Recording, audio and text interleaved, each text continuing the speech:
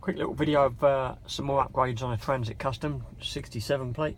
Here we've put a rear view mirror monitor with built-in touchscreen sat-nav linked up to a reversing camera, so as soon as we select reverse on the vehicle, the screen automatically switches over to the reverse view, which is quite handy. And then out of reverse, straight back to the navigation again.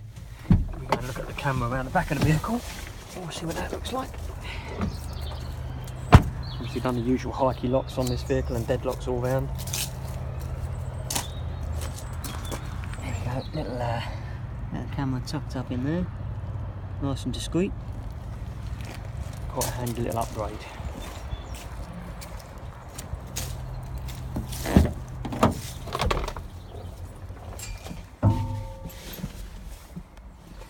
There we go, almost factory look.